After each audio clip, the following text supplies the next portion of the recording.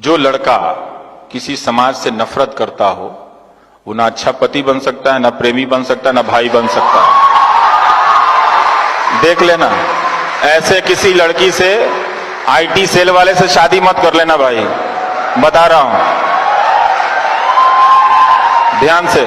पता चला कि दहेज तो नहीं देना चाहिए, मां बाप ने चोरी छुपे कुछ पैसा दिया, लाखों रुपए भी गए और मिल गया वो नफरत करने वाला, तो वो प्रेमी नहीं हो सकता है। मोहब्बत बहुत जरूरी है दोस्त, मिट्टी से भी और इंसान से भी।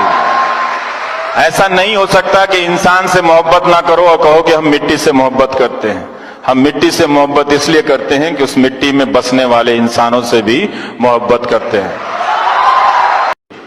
ध्यान से देखिए, मान लीजिए कि आप मोदी समर्थक ही हैं, क्या वो उस डिबेट में आपको तरह तरह की सूचनाएं दी जा रही हैं। एक समर्थक का भी अपना एक सेल्फ रेस्पेक्ट होता है ना, कि वो चीजें जानना चाहता है।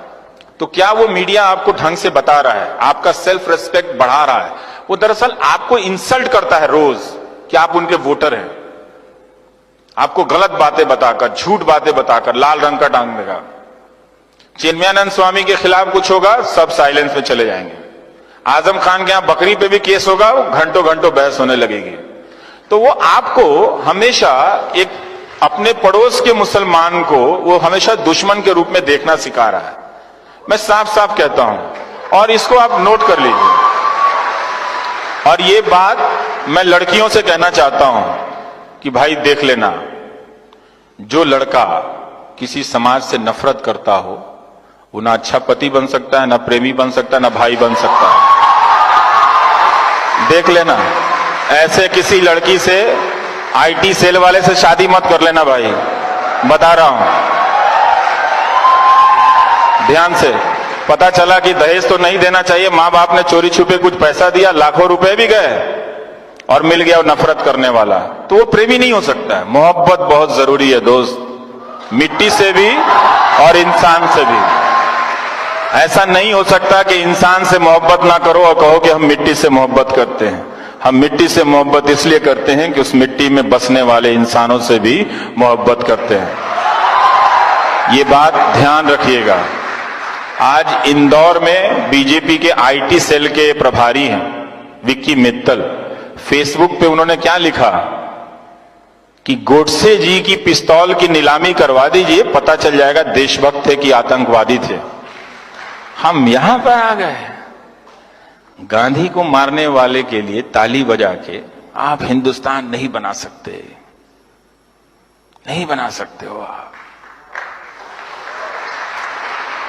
जिस देश में गांधी के हत्यारे को देशभक्त कहा जा रहा है, तो गांधी क्या आतंकवादी थे? अब हम यहां पर आ गए हैं, क्या आपने उनको वोट दिया तो इसकी सजा इतनी दी जाएगी आपको कि आपको मूर्खों के झुंड में बदल दिया जाएगा?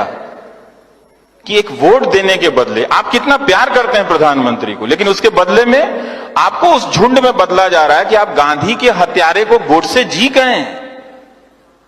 थोड़ा सावधान रहिए, हो क्या रहा है इस देश में। और वो फेसबुक पे लिख रहे हैं, ये कभी हुआ था? कभी नहीं हुआ था, क्योंकि ये पॉलिटिक्स, आईटी सेल और मीडिया ये मान के चलता है कि आपने अपनी बुद्धि स्थगित कर दी, आप में बुद्धि नहीं है। मैं नहीं मानता, मैं उनके वोटर को बहुत सम्मान से जानता हूं, मुझे मालूम है कि वो एक अलग तरीके से सोच रहे हैं, लेकिन उनसे, वो चूंकि उनको वोट देते हैं, उनसे बदला नहीं लिया जाना चाहिए।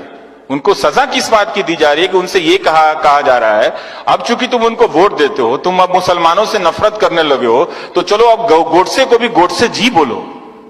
फिर मालूम नहीं अगली बार अब आपसे क्या कराएंगे, आपके हाथ में बम दे देंगे, कहेंगे जाके फट जाओ कहीं पे, तुम नौकरी मत मांगो। ये मत कीजिएगा, ये मत कीजिएगा। ये शर्म की बात है कि हमारे देश में गांधी की हत्या हुई, और ये उससे भी ज्यादा शर्म की बात है कि एक राजनीतिक दल का कार्यकर्ता फेसबुक पे लिख रहा है गोडसे जी कि पिस्तौल नीलामी कीजिए तो खरीदने वाले लोग आ जाएंगे और उसके 2 करोड़ दे के साबित हो जाएगा देशभक्त थे। गांधी की लाठी की कोई कीमत नहीं है दोस्तों, कोई कीमत नहीं है उनकी लाठी की। उस लाठी को उन्होंने कभी किसी पे नहीं चलाई।